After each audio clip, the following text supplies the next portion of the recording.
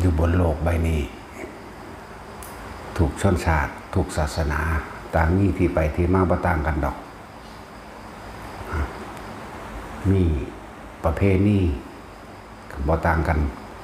มีวัฒนธรรมมีความเชื่อมีความเห็นมีคติมีจรรยาบรรณกับมีที่ไปที่มาบ่ต่างกันหมายถึงความยึดมั่นถือมั่นทั้งความเชื่อทั้งจรรยาบรรณแล้วก็มีเผ่าพันธุ์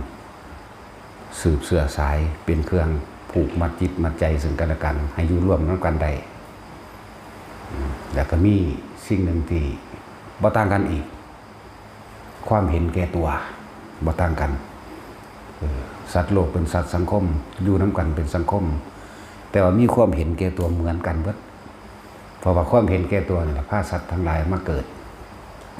มันบ่ว่างความเห็นมันบ่ว่างความคิดมันบ่ว่างความเห็นมันก็เลยมีผิดมันก็เลยมีถูกมันก็เลยมีความแตกต่างแต่ถ้าว่าโดยธรรมชาติโดยธรรมะจริงๆบ่แตกต่างกันดอกบ่แตกต่างกัน ความที่สัตว์โลกบ่ว่าสิคนบ่ว่าสิสัตว์ได้บ่นี่เหมือนกันเบิดเกิดขึ้นมาแล้วมีความแก่เป็นธรรมดามีความเจ็บไข้ได้ป่วยเป็นธรรมดามีความผัดผากจากสิ่งที่รักเป็นธรรมดามีความตายจากกันเป็นธรรมดาบ่ต่างกันเลยบ่ว่าสัตว์บ่ว่าคนแล้วก็บ่ได้เกี่ยวกันเลยกับคำว่าชนชาติศาสนานี่แหละจึงบอกว่าธรรมะนี่แปลว่าความจริงของทุกชีวิตสรรพสัตว์ความจริงของคนของสัตว์ความจริงของโลกเป็นหนึ่งเดียวกันมันบ่แบ่งบ่แยกกันได้ดอกที่มันแบ่งมันแยกเพราะว่าความคิดเห็นในความคิดเห็นที่แตกต่างแต่ว่าก็บ่แตกต่างเพราะทุกคนนั้นที่มีความคิดเห็นแตกต่างมาสรุปลงตรงนี้ที่บ่แตกต่างเห็นแก่ตัวเห็นแก่ตัว มีความเห็นแก่ตัวเพราะหลายๆอย่างในการบีบบังคับนะเหตุให้เกิดเห็นแก่ตัวเองบ่สะสมธรรมบ่สะสมทานบ่สะสมศีลบ่สะสมภาวนาแล้วก็บ่มีปัญญารอบรู้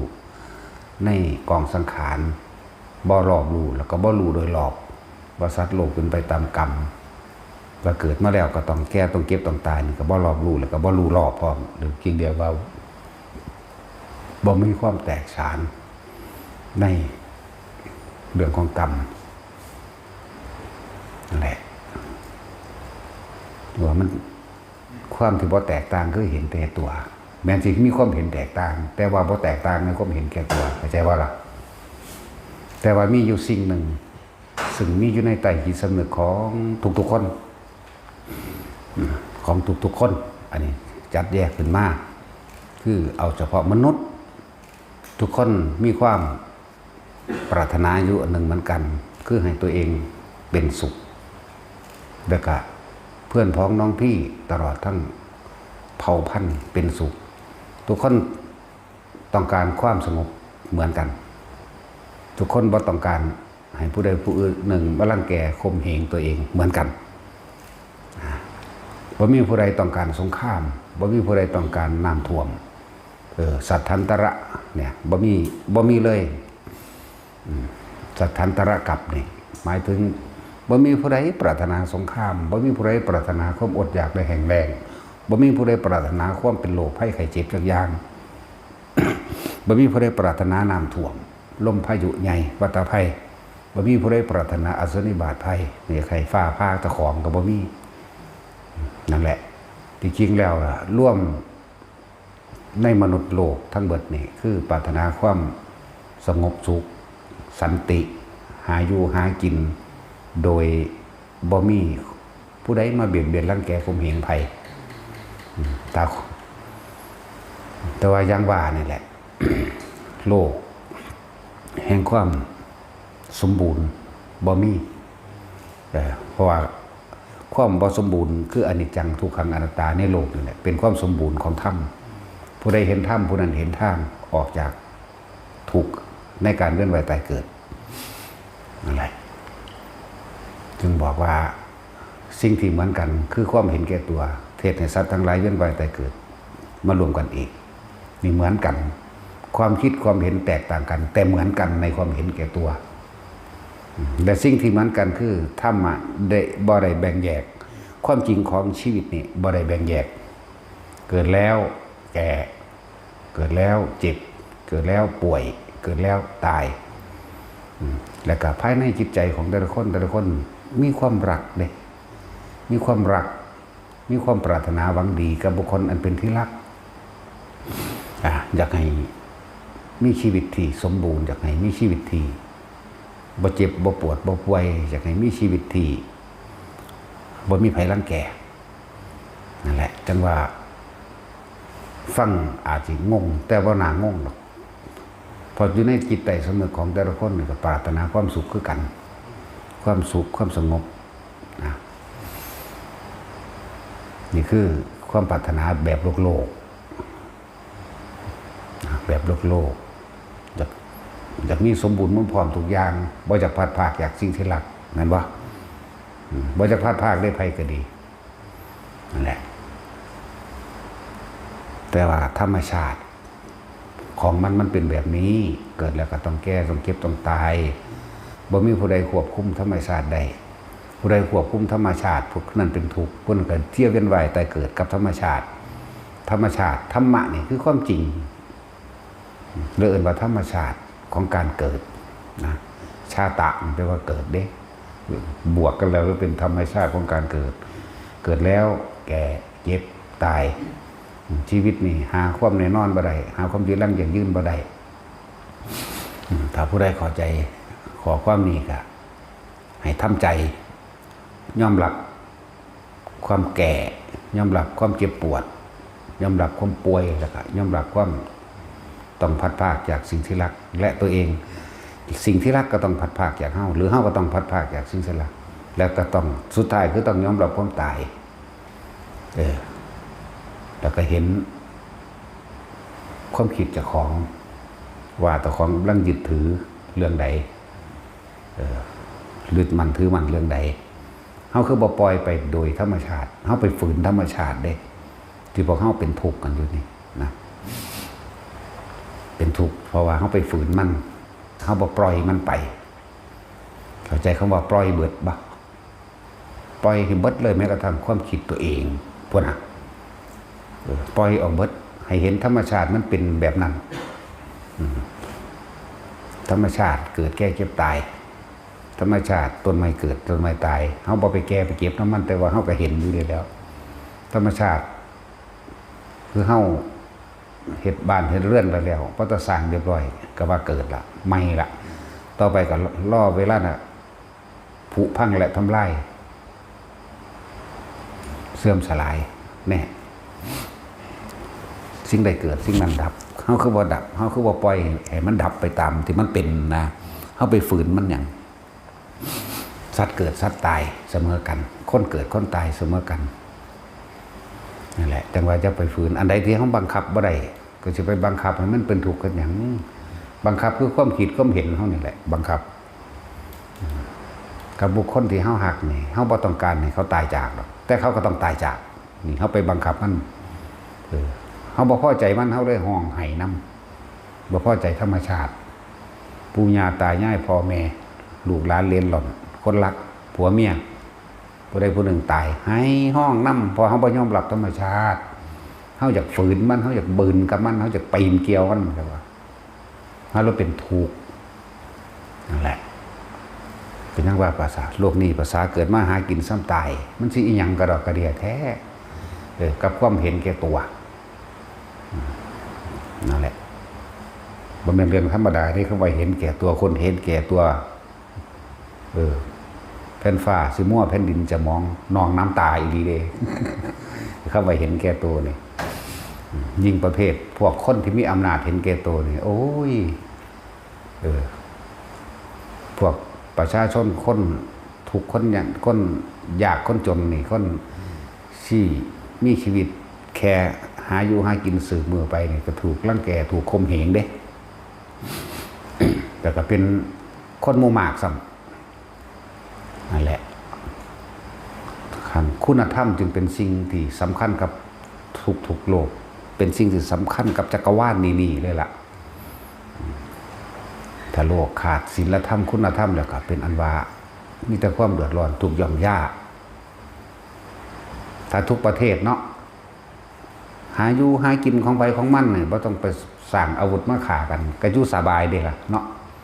เนี่ยทุกประเทศต่างคนต่างบ่มาข่มเหงรังแกเอาเปรียบกันต่างคนต่างบ่มีความเห็นแก่ตัวใน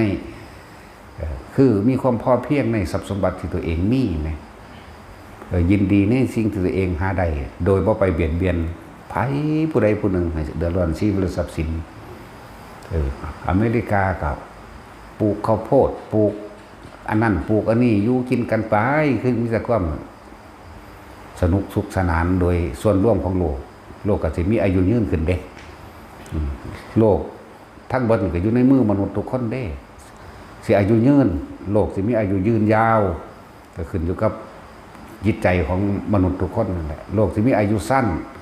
ตายเร็วก็ขึ้นอยู่กับจิตใจของมนุษย์นี่แหละความเห็นแก่ตัวและบ่เห็นแก่ตัวนี่แหละนั่นแล้วเห็นบ่ล่ะผู้มีอำนาจเอาเงินไปผลิตสายพันธุ์พืชพันธุ์ธัญญาหารนี่ไหมสิบ่ดีก็บอกอันนี้เอาเงินไปสั่งจรวดระเบิดทดลองแล้วทดลองอีกเพื่อจะสำเร็จนู้ยถ้าแม่นนั่นพัฒนาโดยถนนหนทางพัฒนาแหล่งน้ำพัฒนาสายพันธุ์พืชสายพันธุ์สัตว์เพื่อเป็นอาหารมันนี่ไหมคือสิมีแต่ความสนุกสนานผู้ใดก็มีทอกันบาดนี้ผู้ใดก็มีทอกันมันบ่ไปลักไปปนไปกี่เด้ของงัวในจักโตงสิก็ขอได้โหลดไหมผู้ใดก็มีอยู่ทอกันไหม อันนี้มันถูกผู้มีอำนาจความเห็นแก่ตัวของผู้มีอำนาจรังแกข่มเหงบีบรัดเอาเดี๋ยวก็ขึ้นราคาน้ำมันเดี๋ยวก็ขึ้นราคา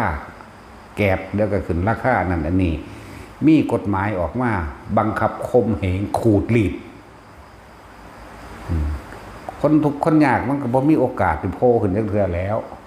เลยลำบากยากจนเฉพาะสำนันเดี๋ยวก็สร้างกฎหมายนั่นกฎหมายนี่ออกมาบ่ให้เผาทานมั่งโอ้ยลูกเขาอีหานี่ ลูกเขาอีหากินหัวมึง แมนตัวตาหาตัวกินหัวเนาะพวกสแตกใบเผาทานใบเผานั่นใบเผานี่นั่นแล้วหลายอย่างตอนนี้ก็สร้างเครือข่ายแห่งการมีอำนาจสร้างอิทธิพลครอบคุ้มไว้เด้มึงดีๆเด้อสร้างอำนาจต่างๆในความเห็นแก่ตัวของบุคคลมึงแล้วก็สิดึงในตระกูลเจ้าของออกมาใหญ่ไว้นี่ข่มเหงเห็นบ่แล้วก็สร้างอิทธิพลต่างๆควบคุมคนจนเอาไว้ให้เป็นทาสให้เป็นเครื่องมือของเขาของผู้เห็นแก่ตัวที่สุดมันสั้นแหละจังว่าเอาเธอหน้าสมมุติว่าในประเทศเท่านี้ความมีอิทธิพลหรือความมีอำนาจเพียงแก่คนแค่กลุ่มเล็กๆแต่ว่าคนจนคนยากมันมีหลายกว่าถ้าเกิดว่าบ่ได้รับความยุติธรรมเขาบ่ยอมรับแต่เขาบ่ได้ยอมรับความยุติธรรมเขาก็ก่อโตขึ้นมาทำลายใดคือกันนั่นแหละเห็นจังได๋มันก็สู่คนหมู่มากบ่ได้ดอกอีหยังก็ตามเด้อกฎหมายบ่เป็นที่ยอมรับก็ต้องยกเลิกตัวแม่นบ่ล่ะก็เฮ็ดขึ้นมานี่ก็เพื่อว่าสิป้องกันการรังแกข่มเหงกันแต่ว่าผู้มีอำนาจทั้งกฎหมายเสือกเอาอำนาจและกฎหมายมารังแกข่มเหงคนยากคนจนได้บ่นี่คนยากคนจนถ้าเขาร่วมพ้นขึ้นในความสามัคคีมันก็แหลกล้านได้เหมือนกันนั่นแหละและจังว่าพวกเฮาเว้าตามความจริงทุกมื้อนี้เฮาบ่อาจสามารถที่ไปพึ่งพาอาศัยคนมีอำนาจได้เด้ตำรวจยศใหญ่ๆทนายตำรวจทนายมื้อนี้บ่อาจสามารถที่สิเข้าหาได้ ผู้เขาบริเวณผู้พิทักษ์ความสงบให้กับประชาชนราษฎรเราเด้เขาเป็นผู้คมเหงประชาชนราษฎรคนทุกข์คนยากคนนี้เข้าใจป่ะล่ะนั่นแหละ มันสิมีไปหอดใช้อำนาจนั่นนะอำนาจนั่นกับปังกันตายมันบ่ได้ดอกทนายก็บ่ได้ออกกฎหมายบ่ให้เจ็บให้ป่วยให้ตายได้ดอกเนาะตำรวจก็บ่จับความเจ็บความปวดความป่วยความตายได้ดอกในเมื่อเฮาบ่อาจสามารถพึ่งพาอาศัยผู้ใดแล้วคำสอนพระเจ้านี่เป็นอมตะอัตหิอัตโนนาโถตนแลเป็นที่พึ่งของตนพึ่งตนเองแต่ว่าล่ะในเมื่อผู้อื่นเขาจะไปยืดมือขอความช่วยเหลือจากหิแมงอย่างแต่มันมาข่มเหงเฮาไหมเนาะฉะนั้นถึงให้พึ่งตนเองเด้อเขาซอยเขาเองเพราะว่าเครือข่ายอิทธิพลและอำนาจของเขาคลุ้มไว้แล้วสมมติว่าเขามีเรื่องอันนั้นอันนี้กับพวกตำรวจหรือว่าเจ้าหน้าที่ทั้งรัฐทั้งสี่เขาปกป้องกันเองเพราะว่าอย่างมันเป็นฟันเฟืองในการหาเงินให้กันมันเป็นฟันเฟืองมันเป็นลูกล่อต่างๆในการหรือว่าเข้าไปฟ้องกันปชป.หรือเข้าไปฟ้องอีหยังที่ว่าเขาทุจริตจังซั่นจังซี่เขาก็รับเรื่องไว้ซื่อๆเขาก็บอกกันถอยก้อนจะเพิ่งไปเฮ็ดหยังเรื่องมันเงียบก่อนเนี่ยเขาบ่เอากันออกเขาบ่เอาไปฆ่าตายดอก คือเฮาเห็นเฮาผ่านมานี่แหละบ่เห็นว่าหีแมงสิเห็นหยังจังคนดอกพวกลูกเขาอีผีปอบ ไปเฮ็ดแน่ก็ในเมื่อกฎหมายก็อำนวยเพื่อให้อยู่กันได้เขาแต่ว่าถ้าคนถูกคนยากผิดเนี่ยเอาเป็นเอาตายเด้สังเกตบ้างว่าคนบ่มีอำนาจคนบ่มีเงินคนบ่รวยบ่เอากันคือสิเอาเป็นเอาตายนี่เด้บาดพวกเขาโกงกันเองเป็นตำรวจมันสิมีเงินมาแหม่งตัวทั้งใดตำรวจจดใหญ่ๆไปใดก็ตาม2,000 ล้าน 3,000 ล้านกูให้มึงเดือนละ10 ล้านผมจนว่ามึงเกษียณมึงสิมีเงิน 20,000 ล้าน 30,000 ล้านบ่เดี๋ยวนี้เนาะจากตอนมันเป็นขึ้นมาจนว่าฮอดมันตายนี่เอาเป็น100 ปีก็บ่พอ 2-30,000 ล้านหรอกเนาะบ่ได้แต่ว่าคดโกงเอาคมเหงเอาใส่อิทธิพล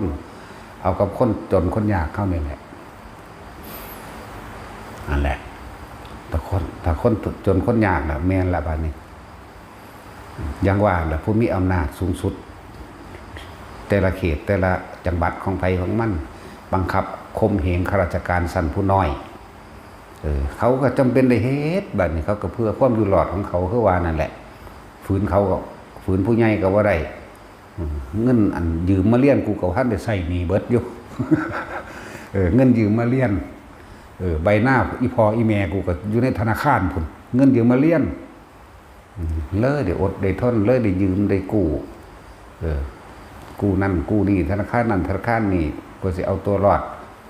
พอทุกคนก็มีห่วงมีภาระขึ้นมาอีกแล้วลูกหลานมันเลยเป็นมุนอุยปุย สิว่าผู้น้อยบ่ดีกับบ่ได้ผู้ใหญ่พุ่นละผู้มีอำนาจบังคับข่มเหงเขาจำเป็นได้เฮ็ดแต่ละมื้อแต่ละเว้นเขากำหนดไว้มื้อนี้เอา10,000เด้อค่ากาแฟกูค่ายาสูบกูก็ได้หาให้เขาเพราะนั้นก็หาเรื่องเขาทำโทษปรับหรือเอาออกคุณไม่ธรรมดาดิวงการนั้นนี่ก็เลยนั่นแหละถึงว่าให้เห็นลูกนี่มีแต่ถูกกับถูกซะพวกเฮาก็ดีเฮาบ่อาจสามารถไปแก้คนทั้งหลายได้ดอกเนาะเราก็เลยต้องแก้ตัวเองได้โอ้ได้ทนได้เพียรเอาแต่คนที่เขามาฝึกหัดปฏิบัติธรรมะนี่ก็เพื่อศิละความเห็นแก่ตัวนั่นแหละที่ว่าคำว่าละความเห็นแก่ตัวเฮาคือเรานี่ไม่ไปทำร้ายเบียดเบียนให้ผู้ใดผู้หนึ่งเสียชีวิตและทรัพย์สินเด้ตลอดทั้งมนุษย์และอมนุษย์เลยเด้คำว่าอมนุษย์คือเฮาบ่ฆ่าสัตว์เฮาบ่ฆ่าปูฆ่าปลานั่นนี่เฮาก็อยู่เฉพาะเฮาแต่เราก็ไม่ยอมให้ใครมาทำร้ายเบียดเบียนเราเหมือนกันนี่ต่างหากอันหนึ่งเพราะว่าเฮาสิไปอาศัยคนมียศถาบรรดาศักดิ์หรืออำนาจมาปกป้องคุ้มครองให้ความยุติธรรมกับเฮาบ่มีทางเฮาต้องสร้างเอาเองเข้าใจว่าล่ะ เว้ามาตลอดเด้อสร้างเอาเองเด้อคือคนมาทำลายเฮาโดยตัวต่อตัวทั้งสิบ่ตีไปก่อนติเดี๋ยวนี้เนาะกูก็บ่ยอมคือกันที่ไผก็ดีเนาะนั่นแหละ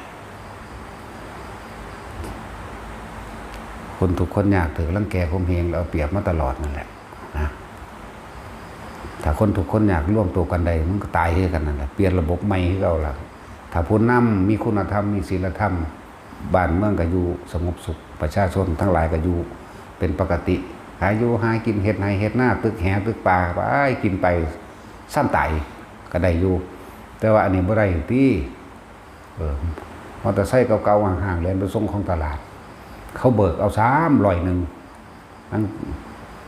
ว่าบ่มีก็อย่างน้อยๆก็20 บาทเขาก็ถือกดดันข่มเหงมากคือกันนั่นแหละเนาะก็เป็นตาเลียตนทุกฝ่ายนั่นแหละเพราะความไม่รู้ในอริยสัจสี่เพราะความไม่รู้ในปฏิจจสมุปบาทเหตุและปัจจัยทั้งหลายให้สัตว์เวียนว่ายตายเกิดเป็นทุกข์หาที่สุดที่ประมาณไม่ได้เกิดตายหลายอสงไขยมาแล้วนับบ่ได้ก็แล้วกันเพราะความบ่รู้ท่านั้นพวกเขาหาทางออกซะตราบใดที่มันบ่มาทำลายเฮาก็เฮ็ดไปของเฮานั่นแหละแต่ว่าถ้ามันมาทำลายทำให้ถึงตัวเฮาก็ตีคุ้มตามันคือกันนั่นแหละคนเฮามีความตายเสมอกันนะบ่ต้องยากตายคือเก่ากันนั่นแหละรวยมันก็รวยไปตายนั่นแหละพวกเฮาจนก็จนตายแมงนี่แหละจนไปตายแมงคือกันแหละกับผู้รวยก็ดีก็แต่ตายเสมอกันเด้นี่คือธรรมะคือตายเสมอกันบ่ต้องย่านก็ตายบ่ย่านก็ตายเว้ยก็สิย่านหาแมงยังนั่นแหละอย่าลืมว่าบ่มีผู้ใดเอาความยุติธรรมมาให้เฮาได้ดอกเด้อเฮานี่จงเอาธรรมเป็นใหญ่นะธรรมของเฮาเองที่มีอยู่ในหัวใจเดี๋ยวนี้คือหยังเฮาบ่เคยคิดเบียดเบียนทำร้ายให้ผู้ใดมีความคิดแบบชีวิตต่างๆไปซ้ำตายให้ผู้ใดมาเสือเด้มีตั้งแต่เอาธรรมะแนวทางการออกจากการเกิดของตัวเองเท่านั้นเด้อันที่พระตถาคตเจ้าได้แสดงไว้ดีแล้วเท่านั้นเด้เฮาบ่ได้มีความรู้ความสามารถเฮาก็เดินตามเพิ่นเฮาฮู้เฮาเห็นนำเพิ่นแล้วเป็นประจักษ์พยานกับเพิ่นแล้วเฮาก็นำสิ่งที่ฮู้ที่เห็นออกมาแสดงพวกเฮาก็คิดใส่ตัวเองเอาตัวคิดใจนั่นแหละแต่เฮาบ่สร้างความยุติธรรมให้ตัวเองจักไผสิมาสร้างให้ถ้าเฮาบ่ปกป้องตนเองกับไผสิมาปกป้องนั่นแหละเฮ็ดไปฝึกหัดปฏิบัติไปเฮาก็บ่ออกไปทางใดอยู่แต่หม้องนี้แหละเนาะ บ่ออกไปไสเด้อยู่หม้องนี้แหละอยู่หม้องเก่านั่นแหละบางคนก็แวะเข้ามาให้ค่าโอ้เพิ่นดีแล้วก็นี้บางคนก็เข้ามาด้อยค่าโอ้ยบ่ดีบ่แม่นบ่ถูกแล้วก็นี้แต่ว่าเฮาอยู่หม้องเก่ากลางๆอยู่ณจุดที่เป็นกลางแต่มีการมารังแกข่มเหงเฮาของเฮาก็อยู่แต่หม้องเก่าเฮาก็ฟาดขึ้นคือกันเด้นี่เท่านั้นนึงเด้แบบนี้แต่เฮาบ่ปกป้องตนเองจักไผสิมาปกป้องให้สิไปท่าไผมันมีทางบ่คนเห็นแก่ตัวเยอะปานนั้นนะ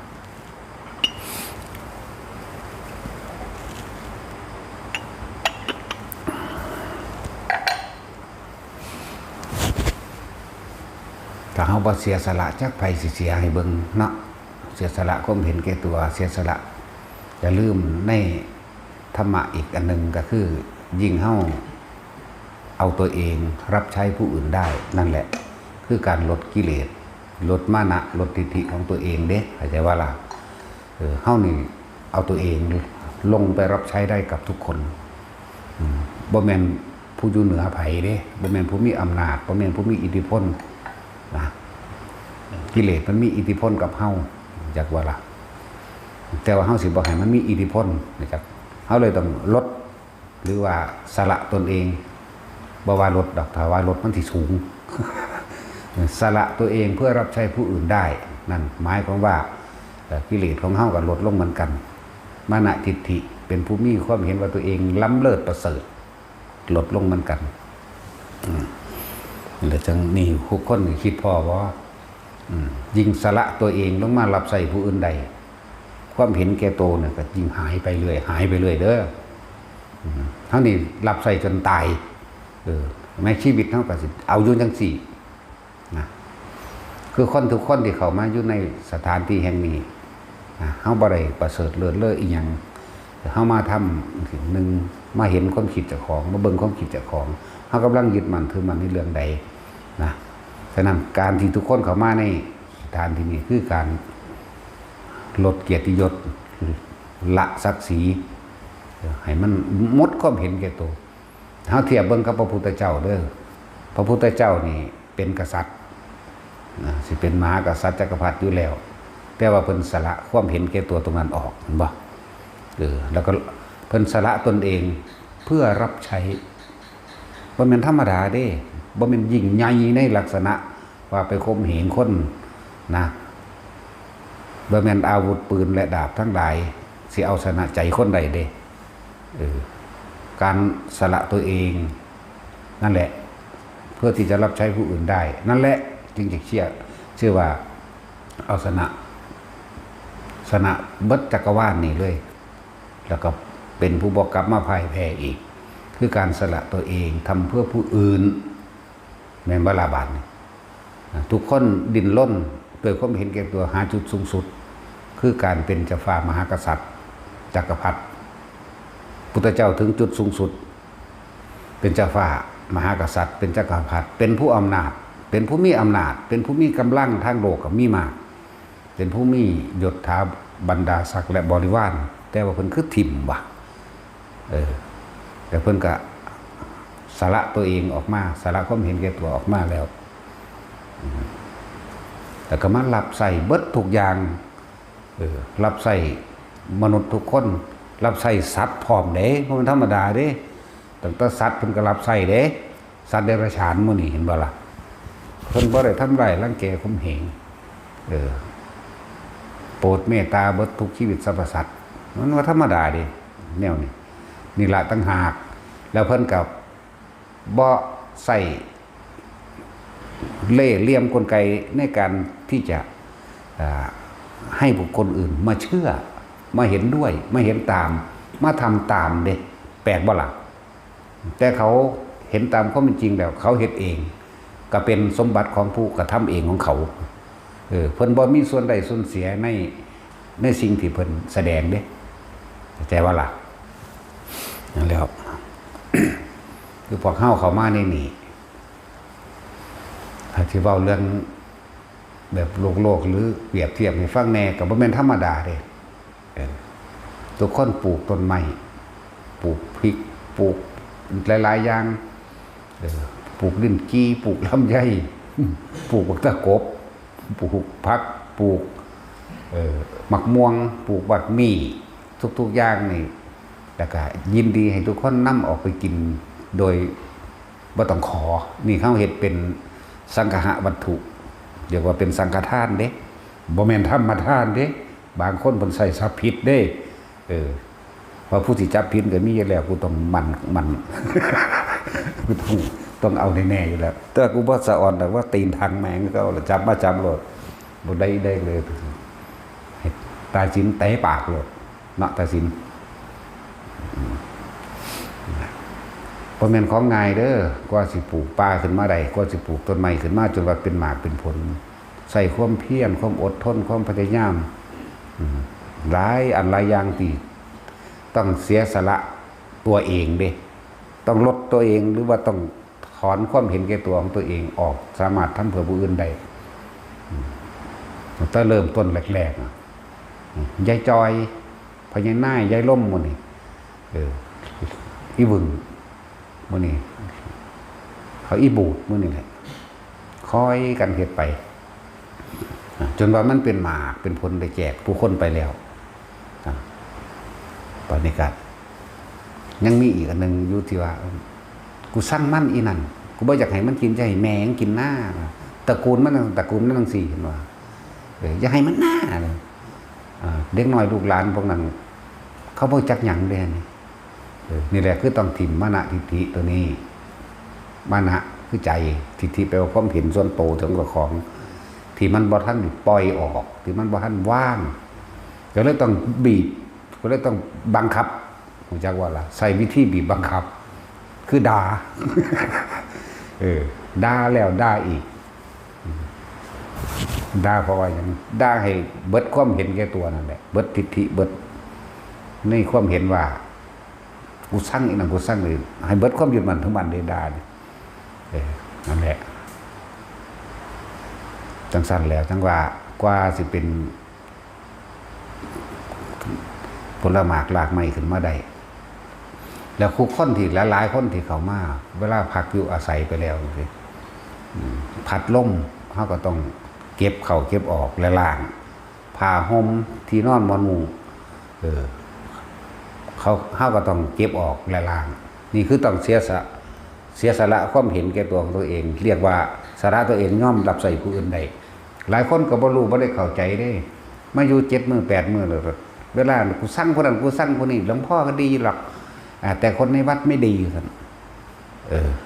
เพราะว่าอย่างตะของบ่เคยตัวเองนั่นน่ะบ่เคย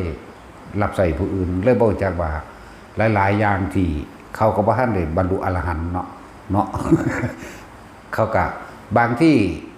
คือมันอาจจะบ่ถูกใจเจ้าของซื่อๆเด้แต่เอาไปตำหนิเขาว่าเขาบ่ดีว่าเขาปากบ่ดีนักต้อนรับบ่ดีเอาก็มันบ่แม่นอันมองหาเงินมันก็สิเอาหยังมาต้อนรับอ่ะแนะนำกันธรรมดาตามที่ได้ยินได้ฟังมาแน่นะเจ้าก็เอาผ้าห่มเจ้าก็เอานั่นเอานี่ไปซักให้ผู้อื่นใส่บ่แม่นบ่ล่ะอยู่นี่มันมีแบบนี้แม่นบ่ซั่นเวลากินเก็บกักแล้วก็ตั้งล้างถ้วยล้างจานเอาจะเฮ็ดใดคือเขาซะล่ะผู้ตำนี้ใจบ่ล่ะล้างถ้วยล้างจานทุกมื้อคัดหม้อหาฟืนไว้อันนั้นอันนี้แล้วก็เครื่องต้อนรับต่างๆมื้อนี้จัดเตรียมหาพัดลมทำความสะอาดกุฏิแต่ละหลังบัดกลับออกไปแล้วบางคนก็กองไว้เลยบ่ได้เอามาส่งเด้บ่ได้เอามาคืนมองแอดมินเขาเด้น้ำไปเก็บน้ำไปซักแน่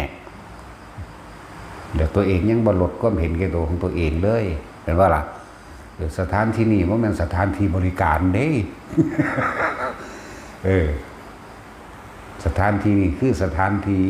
ละความเห็นแก่ตัวเด้สถานที่ฝึกตนสร้างคนให้เป็นพระให้เป็นผู้มีกำลังสละความเห็นแก่ตัวเด้บ่แม่นสถานที่ที่ว่าที่มาเอาใจเจ้าเด้เน็ตบ่มีนั่น สัญญาณบ่มีก็อ้าวมึงมาแนวใดสั่นเนาะปัจจัยแต่ว่ามาขอปฏิบัติธรรมนำว่าเนาะแต่สิทำแม่มึงบอกนั่นมัน มึงก็ถ้าได้เห็นความจริงก็มึงเห็นแก่ตัวบ่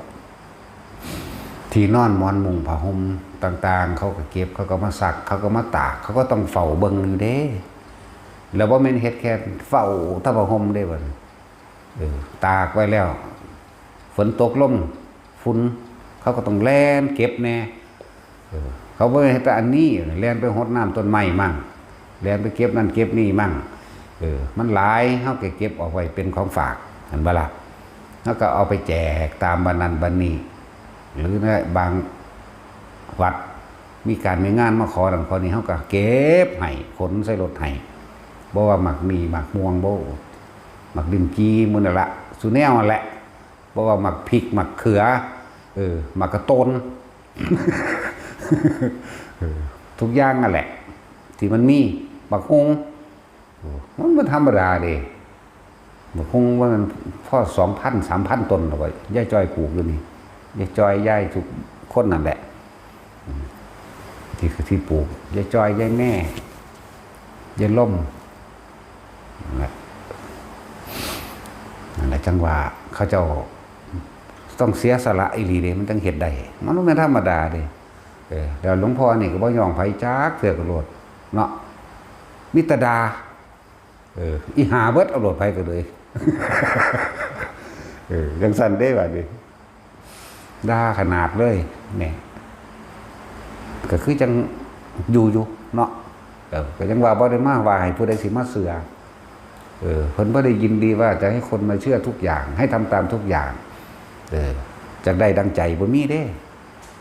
จังซั่นแล้วบ่มีแต่ก็บ่คิดว่าการกระทำสิ่งทั้งหลายแล้วนี่อันเป็นประโยชน์ต่อสัตว์โลกโดยเฮาบ่ได้หวังประโยชน์ที่จะไม่มีคนมาขัดขวางบ่ได้มีในความคิดเด้ต้องมีเป็นธรรมดาจากว่าล่ะว่าซั่นมันสิรู้จักมานะทิฏฐิตัวเองติมันก็ต้องมีเป็นธรรมดาบอกให้มันสละสลวยว่าถ้ากรรมที่เขาเอาไปเว้ากันอยู่มันไม่มีบารมีไม่เกิดแม่นบ่ล่ะแต่ก็จริงเด้เนาะเราจะประเสริฐได้เพราะหมู่มารทั้งหลายเพราะเขาจะก้าวเข้ามาให้เป็นบันไดให้เราเหยียบขึ้นจุดสูงสุดคือปล่อยว่างนั่นเอง เป็นเครื่องทดสอบความอดทนทดสอบความเพียรจากบ่ล่ะทดสอบจุดหมายของตัวเองนำเด้ก็เลยต้องมีเป็นธรรมดาถ้าบ่มีพวกเขาเรานั่นกำลังเฮาก็บ่เกิดได้เนาะบ่แท็กซี่ปัญญาหมายถึงความรอบรู้ต่างๆในการที่เอาตัวรอดคำว่าปัญญานี่ความรอบรู้และรู้ให้รอดในด้านกฎหมายในด้านต่างๆในการเอาตัวเองให้รอดเพื่อให้เกิดความสงบเพื่อให้เกิดความสันติและก็ให้รู้จุดหมายพร้อมเราสู้นี่ไม่ได้เอาความแพ้หรือชนะกับใครแต่เราทำเพื่อปกป้องตนเองให้เกิดความสงบลงเท่านั้นเข้าใจว่าล่ะคำว่าสงบลงบ่แม่นแค่สงบแต่ภายนอกเลยสงบภายในคือใจเฮาเข้าใจว่าล่ะสงบภายในนำเด้ภายในคือบ่ได้ไปถือเอาความแพ้เลยความชนะถ้าความแพ้มันสิก่อการเอาคืนมันว่าแก้แค้นเนาะเป็นปฏิฆะอาฆาตแต่ความชนะมันสิเย่อยิ่งฉะนั้นถ้าตัวว่างจิตจังใดมันว่างเป็นกลางใดนะนั่นแหละยิ่งรับใช้แต่ที่เว้าภาษาโลกยิ่งเฮามารับใส่ผู้อื่นใดเรายิ่งสูงเข้าใจว่าล่ะเพิ่นละเอิ้นยิ่งสูงยิ่งหนาวมันก็สิหนาวตัวลมแห้งก็เราอยู่ภูเขามันบ่หนาวที่ความจริงมันเฮาหั่งขยันมันเพียรหั่งรับใส่คนหลายมันร้อนตัวเนาะมันแลนพุ่นแลนพี่อยู่เหงื่อออกสั่นแล้วแล้วก็บ่แม่นแค่ว่ามาปฏิบัติธรรมนี่ก็สิมาแต่อย่างนั้นอย่างเดียวอย่างถ้าผู้ใดตั้งใจมุ่งมั่นแล้วบ่เป็นหยังหมายถึงว่าเดินจงกรมนั่งสมาธิสวดมนต์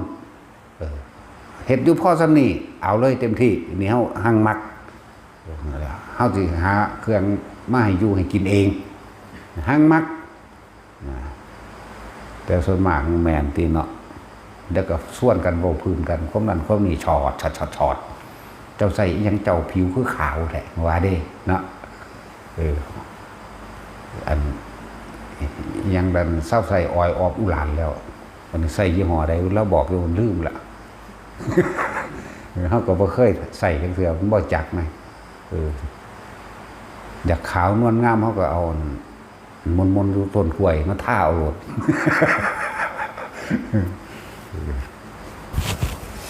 เมซี่ถามกันเจ้าใส่ยังคือผิวเนียนว่าเด้เนาะตั้งแต่กี่ยากน้ำต่างๆแดนใจขาเครื่องสำอางใส่ยี่ห้อใดอีเตียมึงใส่ยี่ห้อใดอีเตีย2มึงหาเห็นระบบเครื่องสำอางมึงอีหานก็เลยอุ้ยปานนั้นแม่เบ็ดแทนไม่จะแก้มาเกิดเฮ้ยอีหางเอ้ยมาประดับถ้ำเบื่อก็สั่นนั่นสิหาแนวนั้นเนี่ยมันก็ปันอันอีเย็นอีข้างโคกโลกเลื่อนนั่นนึงเลยเอาแป้งโพะไว้บ่ให้มันนั่นน้ำยางข้างโคกออกนะปันมันแน่เติมเยอะอยู่หามึงนี่โอ้ยผิวคนคือหินแต่ว่าปัดตันผัวมันแพงหักไปอย่างนึงเลยว่าคือก่อนหินนี่นามันตะปุ่มตะปั๊มอยู่เนาะอีเดียมึงยินอยู่บ่อีหานี่มึงอาคาตะนอนนั่นบ่มึงเอาเครื่องสำอางปั่นอีข้างโคกโดกเรือนได้ไปอย่าง ตัวสันมันก็หาแนวเต็งตึงให้อีแต้วน้ำหนึ่งเตะเสะอยู่ที่หายเลยตัวมันหลงกวนไก่ม่วงมีข้อโตๆออกมาลองเบิ่งเด้อแค่มันศูนย์แม่งว่ากวนปีศาจธรรมดาวะก็ดีขึ้นกันเด้แต่พวกผู้ยิ่งมากก็ควรเอามันนั่นแหละซัดเลยต้องเอาปีศาจสู่หรืออีนึงเอาไว้กัดปากบานเพอเวอร์เยอะท่าปากสีสุดแดงเปเบด้วยหานกันเลย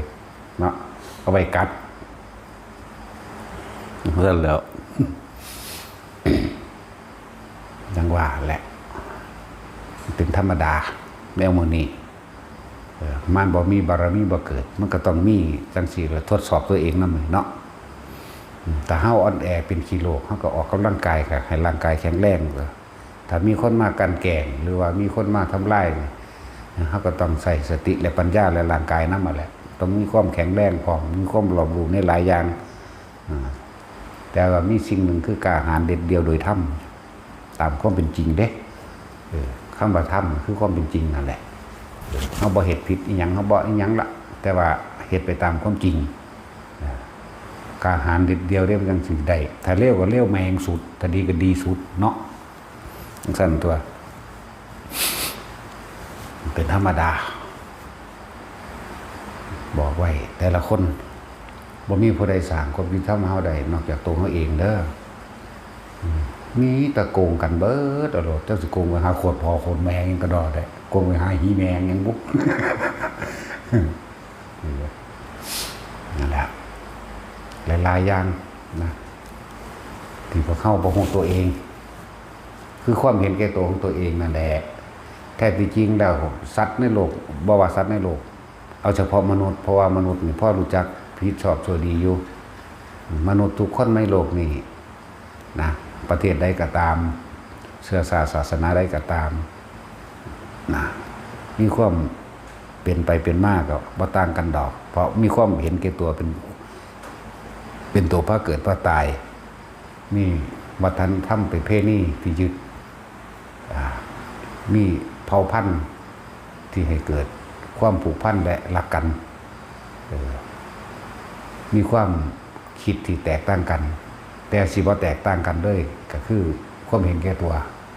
ความคิดที่แตกต่างแต่ไม่แตกต่างเพราะมีความเห็นแก่ตัวที่เสมอกันนั่นแหละจึงมีการรังแกข่มเหงและทำลายซึ่งกันและกันแต่ว่าบัดนี้นี่ความบ่แตกต่างกันโดยกายภาพคือร่างกายนี่เกิดแล้วแก่เจ็บตายเสมอกันแต่ก็มีความบ่แตกต่างกันเลยอยู่อันหนึ่งคือต้องการสันติต้องการสันติภาพต้องการความอยู่ดีมีสุขเหมือนกันหมดเลยนี่บ่แตกต่างนี่แหละธรรมะเพิ่นจึงให้เดินเข้าหาจุดนี้ถ้าเฮาบ่ไปรังแกเบียดเบียนทำลายไผความเป็นอยู่ของเฮาเองก็สบายใจบ่ได้หวาดระแวงบ่ได้เคลือบแคลงบ่ได้สงสัยว่าไผสิมารังแกเฮานั่นแหละเพราะว่าเฮาบ่ไปรังแกไผที่จริงแล้วก็ทุกคนต้องการจุดนี้เหมือนกันเบิดเด้มองทำมาหากินโดยชอบธรรมโดยสุจริตโดยบ่ได้ไปรังแกข่มเหงหรือลักไปปล้นไปจี้ไผเด้แต่ทุกคนมีแบบนี้เหมือนกันได้แต่ว่าอย่างว่านั่นแหละโลกมันสร้างกฎหมายขึ้นมาเพื่อสิเอาเปรียบเข้าใจว่าล่ะมันก็เลยได้ดิ้นรนแบบนี้ทุกคนปรารถนาความสุขเสมอกันบ่ต่างกันเลยหม่องนี้มองโดยความเห็นแก่ตัวแล้วก็ปรารถนาสุขเสมอกันนี่ก็บ่ต่างกันเลยเนาะนี่แหละบ่ต่างเด้จริงที่บ่ต่างอีกอย่างหนึ่งตายเสมอกันอีกนี่แหละบ่ต่างกันแต่ว่าให้เฮาเห็นโทษในความยึดมั่นถือมั่นซะเห็นโทษของความเห็นแก่ตัวบ่ต่างกันเห็นบ่ล่ะโทษของความรักความผูกพันก็บ่ต่างกันแต่ว่าคำว่าสันติบทนี่ มีเฉพาะพุทธศาสนาท่านได้สอนสันติบทก็คือนิพพานหมดความปรารถนาว่างจิตเป็นกลางก็ว่าไปหมดความเห็นแก่ตัวหมดแม้กระทั่งความคิดเห็นในตัวเองว่าสรุปความเห็นว่าผิดว่าถูกว่าดีว่าเลวแต่ว่าเฮาอยู่กับโลกเฮาก็ได้ใส่ทรัพย์สมมุติว่าผิดว่าถูกว่าดีว่าเลวซื่อๆดอกโดยในใจแล้วบ่มีใจว่านะฟังเบิ่งแปลกๆเนาะแต่จิโดยในใจแล้วบ่มีใจแต่ทุกคนสามารถทำได้เสมอกันได้บัดเนี่ยบ่ว่าสิเป็นชนชาติและเผ่าพันธุ์ใดก็ตามบ่ว่าสิมีความเห็นและความเชื่อวัฒนธรรมประเพณีแบบใดก็ตามถ้าทุกคนหันเข้ามาทำสมาธิก็ได้รับความสงบเสมอกันเด้ทำให้จิตตั้งมั่นได้เสมอกันแล้วก็ใครควรและพิจารณาความเห็นแก่ตัวของตัวเองก็ได้แล้วก็สิเห็นหนทางการดับทุกข์ออกจากทุกข์ของเจ้าของได้เหมือนกันเด้แล้วพุทธเจ้าเพิ่นถึงว่าทางสายกลางมันบ่ได้แบ่งแยกเลยถ้าแบ่งแยกมันสิกลางได้จังไดเนาะแต่ผู้ใดนำไปเป็นบัตรพ้นกับพ้นออกจากความเกิดความตายได้ล่ะมันก็บ่รังแกข่มเหงกันทันตัวแม่นบ่ทางสายกลางบ่ได้แบ่งแยกแม่นอันเอานิโกบ่รู้เรื่องถ้ามันนั่งเบิ่งลมหายใจเจ้าของรู้ลมหายใจเจ้าของมันก็ได้รับความสงบเสมอกันได้ล่ะบ่ได้เกี่ยวกับคำว่าศาสนาได้บาดนี่สิ่งที่เสมอกันพวกเฮามีความร้อนความหนาวความเย็นความเจ็บความป่วยเสมอกันเนาะพวกเฮามีความหิวเสมอกันพวกเฮามีความตายเสมอกันถ้าความสงบมันก็ต้องเฮ็ดได้เหมือนกันเสมอกันอีกแต่ทุกคนก็ถอนตัณหาอุปาทานถอนมานะถอนทิฏฐิได้เสมอกันนั่นแล้วจึงบอกว่ามันบ่ได้เกี่ยวกันตะกี้หลวงตาพุทธเจ้าเฮาแสดงบ่ทันได้เผยแผ่ไปหาต่างประเทศนั่นบ่ก็มีเฉพาะอยู่ในชมพูทวีปมันเนาะบ่ได้แม่นอินเดียอินเดอหยังเด้บ่ได้แม่นเนปาลกาดมันดูเด้อยากว่าล่ะบ่ได้แม่นพวกนั้นเด้เว้าเป็นชมพูทวีปโลดแล้วจึงเป็นเมืองนั้นเมืองนี้ซื่อๆเด้ซุมื้อนี้มันแย่งเป็นประเทศแล้วบ่บัดนี้ฝรั่งเนาะบัดนี้ซุมื้อนี้ฝรั่งก็มีเข้ามาฝรั่งก็บรรลุอรหันต์ได้ไหมเสมอกันบ่ล่ะนิโกก็ได้ เห็นว่าล่ะสั่นตัวบ่ว่าลาวบ่ว่าไทยบ่ว่านั่นว่านี่บัดนี้บอกไปตามชนชาติก็ได้เสมอกันอีกบัดนี้ตะกี้มันบ่ได้มีอีหยังเด้ล่ะเนาะแล้วก็บ่ได้เรียนหนังสือสูงเด้เนาะเห็นบ่บ่ได้เรียนหนังสือสูงเด้บ่ได้จบด็อกเตอร์ดอกหมาเด้บ่มีหมาบอกตะกี้ เขาเจ้าก็คือบรรลุอยู่สุมิตรนี่พุทธเจ้าเฮ็ดให้โลกได้รู้เลยสุมิตรเป็นขอทานแม่นบ่พระสุมิตรนี่เป็นขอทานเป็นจันทานที่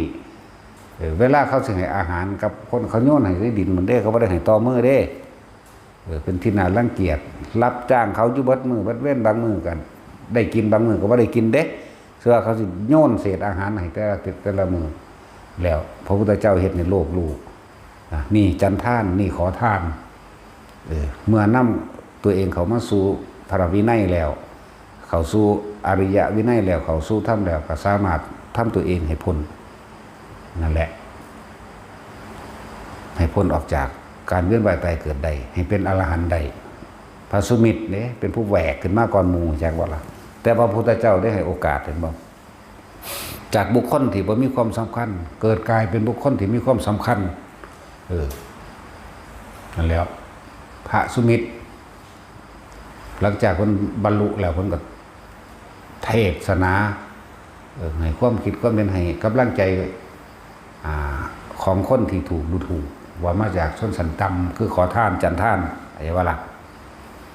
แล้วก็พวกขอทานจันทานก็มาบวชฝึกหัดปฏิบัติตนเอาจริงๆอย่างๆก็บรรลุไปได้จากคนบ่เคยสำคัญก็เลยกลายเป็นบุคคลสำคัญได้จาก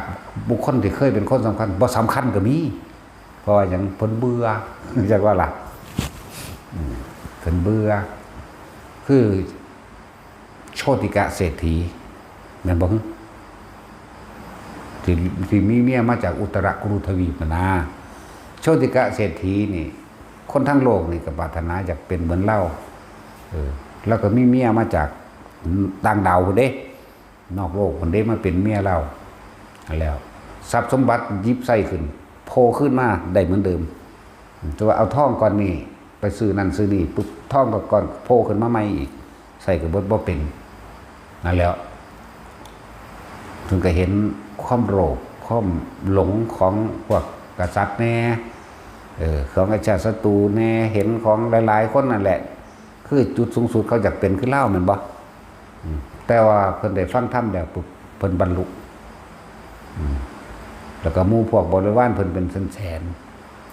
เก็บโตเงียบเลยบ่มีความสำคัญในการว่าแสดงธรรมเข้าใจว่าล่ะเลยเป็นผู้เลิศในทางยังอยู่โดยสุญญตาวิโมกข์ไปอยู่ลำพังโดยผู้เดียวไปเลยบ่ได้มีบทบาทในการแสดงธรรมมานะแต่พระสุมิตรก็มีบทบาทดิจากบุคคลสำคัญหมายถึงโชติกะเกิดกลายเป็นบุคคลบ่สำคัญจากบุคคลที่บ่มีความสำคัญถูกดูถูกเหยียบยามกลายเป็นบุคคลที่สำคัญบางคนนำฟังธรรมด้วยกันชีวิตเพิ่นผ่านความทุกข์ยากลำบากเพิ่นก็เลยเอาความรู้สึกที่เคยทุกข์ยากลำบากออกมาแสดงให้คนเห็นความจริงเห็นบ่ล่ะสั่นแหละความทุกข์ยากลำบากของตัวเองแสดงเขาเห็นความจริงเห็นคอยเห็นตามฝึกหัดปฏิบัติตามรู้ได้เห็นได้เหมือนกันนั่นสั่นแหละเกิงว่านั่นแหละต่างคนต่างสั่งมาบ่เหมือนกันก็ว่าได้ แต่ว่าบ่สำคัญเพิ่นก็คือเอาบริวารเพิ่นไปเป็นแสนอยู่เนาะจับโชติกะเด้จังซั่นแหละแต่ว่าโดยนั่นล่ะเพิ่นบ่แสดงหลายอย่างอยู่ดอกเศรษฐีเขามาบวชกับบรรลุอรหันต์ได้เนาะยาจกวันนี้พวกขอทานสมัยตะกี้เอิ้นจันทานขอทานนี่แหละขอทานในลักษณะทำงานแลกเอาแหมบ่แม่นขอทานก็เอิ้นจันทานจันทานนี่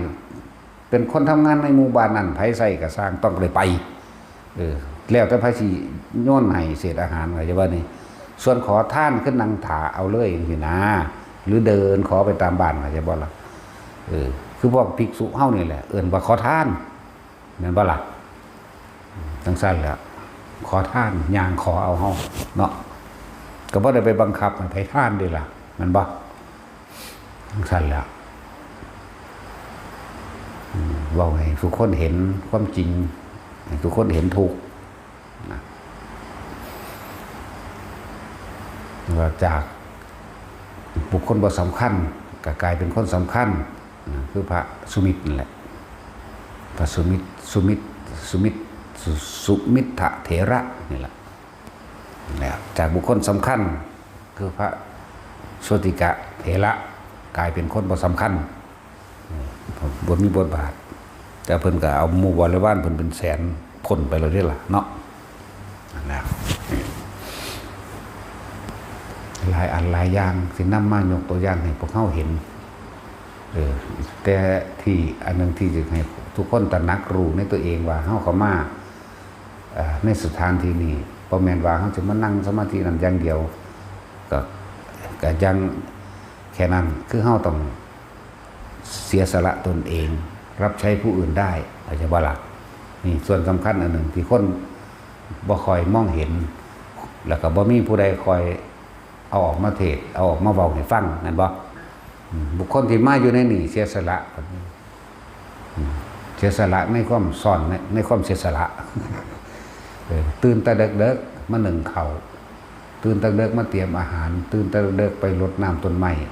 ไปเก็บผักไปเก็บนั่นนี่เตรียมอาหารก็บ่แม่นว่าจะถวายพระอย่างเดียวเด้ก็เพื่อไว้เพื่อผู้อื่นนำเด้เห็นบ่หลังจากนั้นมาแล้วขึ้นไปพักผ่อนนิดหน่อยพระสันแล้วผ้าถอยมื้อนี้หลายๆหม่องถึงครับบ่ได้ฮู้จักได้ว่าเขาได้สละตัวเองแบบใดเขาบ่เว้าโดยตัวเขาเองดอกมีแต่เฮานี่แหละเว้าให้ฟังเฮานี่แหละเป็นผู้เว้าให้ฟัง หลังจากคนกินแล้วถือห่อเมื่อบานน้ำแน่แล้วกันผู้ใดอยู่ล่ะผู้ใดล่างล่ะก็พวกยุนี่แหละเห็นปะล่ะนั่นสั้นตัวถ้าเขาว่าล่างกูสิลงไปล่างเอาเองล่างเจิดแมงถิ่มเบิดที่ถ้ามันมีมันยากไหมเนาะเข้าใจว่าล่ะถ้ามันมีมันยากถ้าพระจักยากยาบนเข้าใจว่าล่ะแต่พระจักยากกันอย่าจมความนั้นความนี้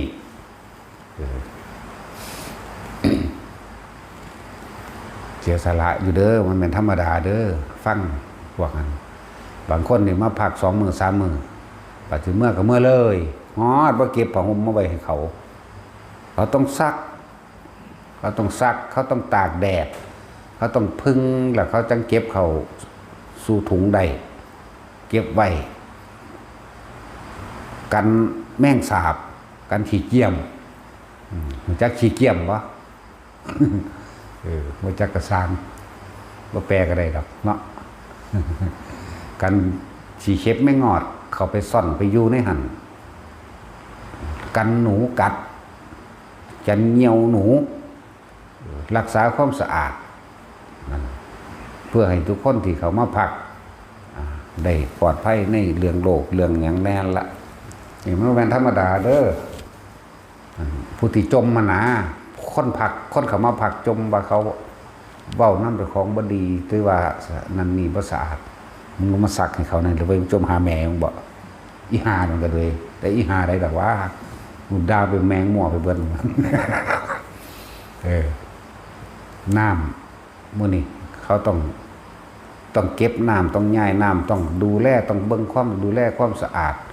ปัดกวาดสถานที่ได้มันธรรมดาดีนั่นแหละจังบอกว่าการละกิเลสนั่นก็มีหลายแบบหลายวิธีการละมานะทิฏฐิการละความเห็นแก่ตัวคือการสละตัวเองออกไปรับใช้ผู้อื่นได้เด้พระพุทธเจ้าเฮาเพิ่นสละตัวเองไปรับใช้ผู้อื่นเด้บ่ว่าแต่รับใช้คนหรือรับใช้ฮอดสัตว์จักว่าล่ะเพิ่นสั่งสอนฮอดสัตว์พุ่นเด้ธรรมดาติสัตว์เดรัจฉานมื้อนั้นพวกเฮาบ่รู้จักคือซื่อได้ล่ะมันก็มีหัวใจคือเฮานั่นแหละมันก็มีความรู้สึกคือเฮานั่นคนกับบัดนี้มนุษย์และสัตว์เดรัจฉานนะมีความเจ็บปวดร้อนหนาวเหมือนกันมีความหิวมีความเจ็บไข้ได้ป่วยเหมือนกันและมีความตายเหมือนกันบุคคลอันเป็นที่รักพัดภาคจากเฮาหรือเฮาสิพัดภาคจากเขาโศกเศร้าอาลัยเสียใจคิดถึงกันห้องหากันเหมือนกันเห็นบ่นั่นแล้วนั่นแหละจังว่ามายกขึ้นว่ามนุษย์แปลว่าผู้มีใจสูงหรือผู้ยกจิตยกใจให้สูงกว่าสัตว์ได้เพราะสัตว์ก็มาจากมนุษย์ทำผิดพลาดนะทำผิดพลาดบ่มีคุณธรรมบ่มีศีลธรรมบ่มีน้ำใจเห็นแก่ตัวคดโกงหลอกลวงใส่อิทธิพลต่างๆในการบังคับเขาตายตกนรกซะก่อนได้จังมาเป็นสัตว์จากว่าล่ะนี่แหละความเป็นมาของสัตว์เลยก็บ่แม่นว่าเป็นสัตว์ขึ้นมาเลยได้ง่ายๆปานใดเด้เป็นคนซะก่อนเนาะต้องเลวอีหลีได้จังเป็นได้อันพวกนี้ โอ้ยถ้าสิเอ้ยปากออกซื่อนี่เขาก็บ่เห็นน้ำคือว่านั่นแหละโหนายพลสว่างสันทั้งสี่ฮอดยศนั้นยศนี้เฮาก็ฮู้จักบ่เด้อพุ่นฮู้จักมาฮอดตั้งสมัยหลายพระพุทธเจ้าพวกเสนาบดีพวกปุโรหิตมื้อนี้แต่จะเอาสมัยซุมื้อออกซื้อได้ก็ออกก็บ่ออก ลูกเขาสิเครียดถ้าเครียดแล้วมันมาขาเฮามันบ่ขามันเองที่หามึงนี่เนาะลูกกินปลาเพิ่นไผปลาก็เป็นพ่อมันนั่นแหละจักว่าล่ะนายพลนั่นน่ะวายมันพ้นเอกมันได้แล้วน่ะไม่ธรรมดาบ่จากตายแล้วก็ห่วงสมบัติที่ลูกก็ได้เป็นบักใหญ่ไว้แห่งล่ะนายพันนายพ้นตีพ้นหยังไปแล้วล่ะตอนพอมันอยู่มีชีวิตอยู่ก็ตีแล้วคิดว่าชีวิตบ้านปลายกูจะไปอยู่สวนดอกมันบ่แล้วไปเกิดเป็นปลาอยู่ในสวนลูกเขาก็ฉลองอำนาจจะทำดัศักดิ์ใหญ่โตที่เขาก็ตักเอาปลานั่นแล้วมากินก็กินพอมันนั่นแหละจักว่าล่ะพอมันศูนย์ที่ พอโทษกูเฮ็ดกับมึงดีปานนี้มึงฆ่ากูบ่เขาทุบหัวติอยากว่าล่ะลงนรกพุ่นเท่าเดิมนี่บ่ทันได้ฮู้เมื่ออยู่ว่าเจ้าของสิสิ้นยามใดอีกบอกซื้อก็ได้แต่บ่บอก ลูกมันสิมาฆ่า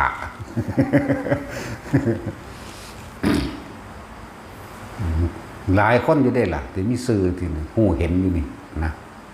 แต่เขาบ่เห็นนำคือทุกคนอยู่ในนี่บ่เห็นนำแต่ว่าผู้อื่นเพิ่นเห็นอยู่ผู้เพิ่นเห็นเพิ่นก็เห็นอยู่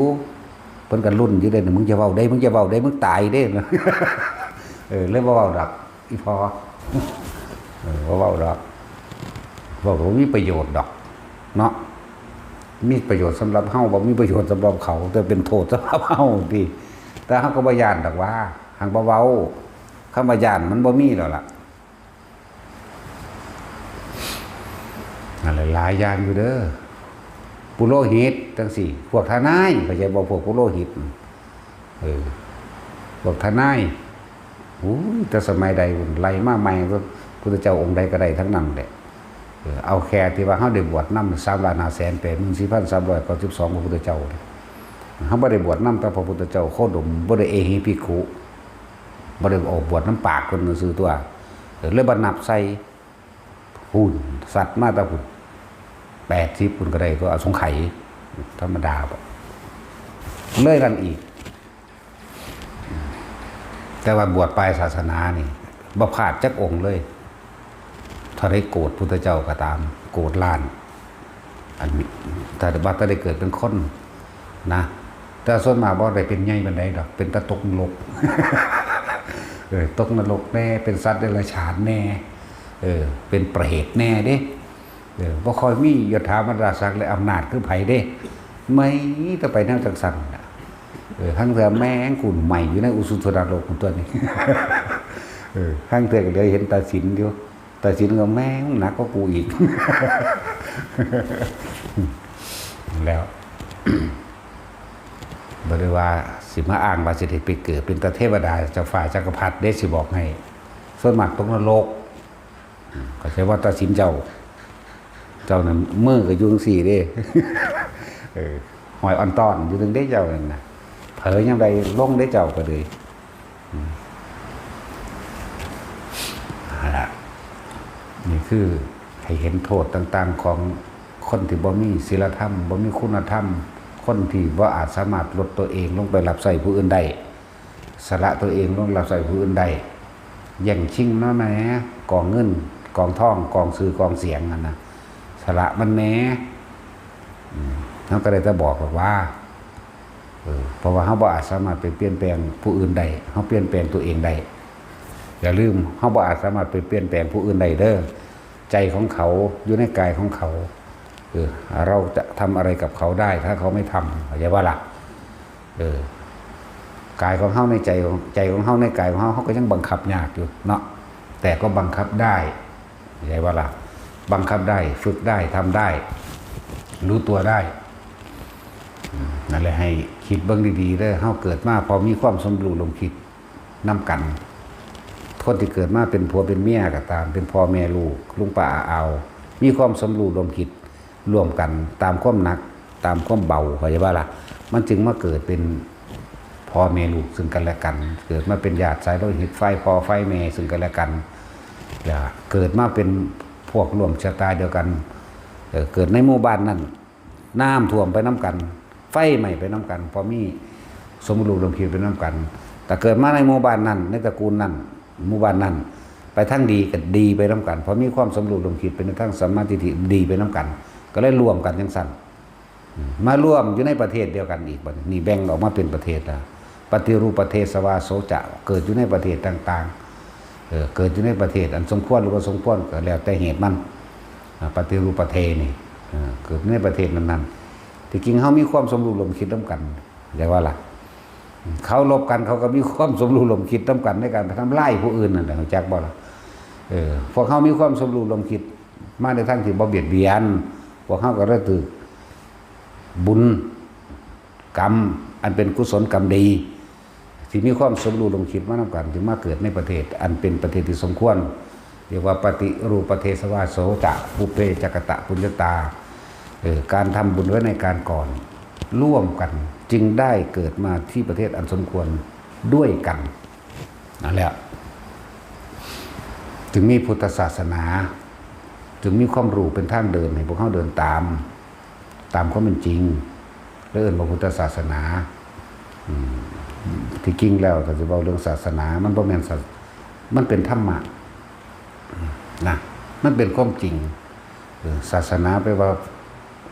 หนทางเดินหรือวิชาความรู้ที่จะต้องเดินตามวิชาความรู้ตามความเป็นจริงและเดินตามความเป็นจริงเอานะเฮาก็นั่งเข้ามาตามความจริงได้อยู่นะโดยสัมมาทิฏฐิอยู่ธรรมะต่างหากที่เป็นความจริงของทุกชีวิตสรรพสัตว์นะทั้งมนุษย์และอมนุษย์ทั้งหลายเกิดแก่เจ็บตายเสมอกันแต่ว่าผู้ที่เข้าถึงจุดสูงสุดแห่งธรรมะก็เรียกว่าต้องเข้าหาผู้รู้ต้องเดินตามความรู้ตามความเป็นจริงเพื่อเลื่อนศาสนาพุทธของเฮาบ่มีเทพเทวดาอินพรหมมาดลบันดาลใดทั้งสิ้นของเฮาบ่มีเลิกงามยามดีความรู้อันนี้วิชาอันนี้บ่มีเทวนิยมบ่นิยมเทวดาบ่ได้สนใจพวกนั้นนะเฮาเชื่อมั่นในคำว่ากรรมของเฮาเองจึงเรียกว่าสัตว์โลกเป็นไปตามกรรมการกระทำสิ่งอันใดที่เรากระทำเอาไว้เรานั่นแหละจะเป็นผู้รับผลของกรรมนั้นๆสืบไปบ่มีผู้อื่นดลบันดาลเด้แล้วส่วนพวกอื่นยังไปหาเสือว่าเทวดาสิดลบันดาลความร่ำความรวยความโศกว่าวาสนาตัวเองเฮ็ดเองทั้งนั้นคิดบ่ออกบ่อันบ่ล่ะตัวเฮาเองแสวงหาเองตัวเฮาเองเรียนไปเฮ็ดเองได้เฮาจังได๋แม่นบ่เฮาจังได๋เฮาจังเสียบ่แม่นผู้อื่นดลบันดาลแต่ดลบันดาลเขาสร้างเฮาไปเขาก็ดลบันดาลเฮาตายแล้วตัวเนาะมีแต่มันตายเอาเองจังซั่นแล้วแต่สำนึกสำเนียกอีกอันนึงพวกเฮานั่นการสละตัวเองลดตัวเองลงไปรับใช้ผู้อื่นได้นั่นแหละคือการละเข้าใจว่าละมันว่าแม่นแค่ละสละในแรงกายต้องสละความเห็นพร้อมเข้าใจบ่